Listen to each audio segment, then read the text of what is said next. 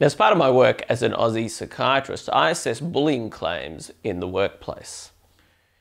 Now, over the last decade, what I've seen is a growing prioritisation of perceptions when we look at bullying. Now, I'll explain.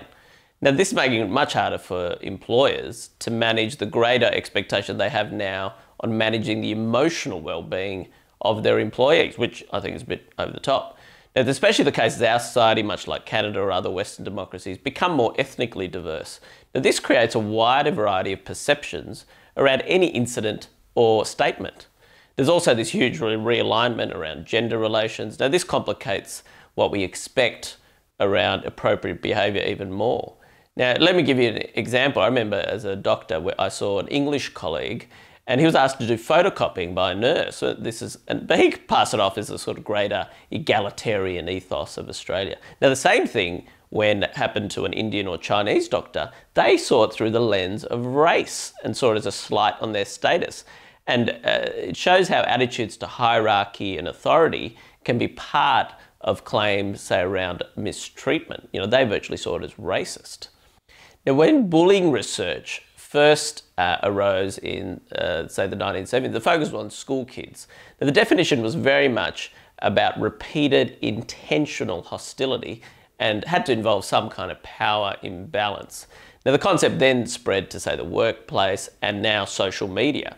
Now, this is appropriate, especially in Australia. Recently, there's been a tragic suicide of a teenager called Dolly Everett. She lived in the Northern Territory. She's actually the former face of Akubra, the hat. Now, as cyberbullying was seen to be a factor in a suicide, and as a result, the Prime Minister, Malcolm Turnbull, has really put on a national emphasis on tackling bullying. But what's changed about bullying is this importance around intention and ongoing mistreatment has sort of been diluted. So what's happened instead is that the elevation of perceptions has been elevated. Now, this doesn't always work. What happens, it's really designed to help victims, but it often just leads to people digging their heels in.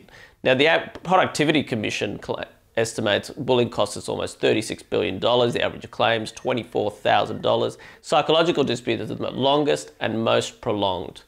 Now, the reality is there's always going to be a tension between, say, profit, productivity and the welfare of workers. Now, that's why often bullying claims occur around performance management processes. But the growth industry in anti-bullying programs has the potential to do more harm than good, especially if perceptions continue to be given priority. There's a limit to the management imperative on, say, human resources and psychosocial risk. Now, this time last year, former Australian politician Jeff Kennett of mental health NGO Beyond Blue said management performance bonuses should be linked to the emotional well-being of workers. There's also been an announcement recently that teachers in Australia will be trained in mental health to see it early in their kids. Now, I don't necessarily disagree with that, but it shows you there's a bigger expectation on our institutions to be kind of almost therapists, if you like. But in reality, a lot of the mental health codes reflect wider changes. You know, you've got the rise in individual self-fulfillment as being the kind of goal of our lives, and decline in a lot of collective institutions, family, community, religion. Now, it often plays out at work because work's the biggest marker of our status and identity for men and women. And also the rise of the service economies in Western societies also puts a greater pressure on self-presentation. We're all there trying to project our best selves, but that can actually make us more brittle. Now, behaviour at work, it really shows us as kind of these advanced primates sort of fighting out sort of dances of dominance and aggression all through email, meetings and open plan offices.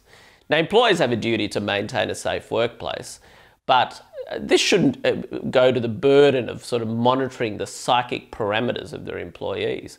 Now, there are wider social currents that have made us more sensitive to the prospect of psychological harm, and really, employers should not be held responsible. I'm Tanveer Ahmed. If you like this video, subscribe to Rebel Media.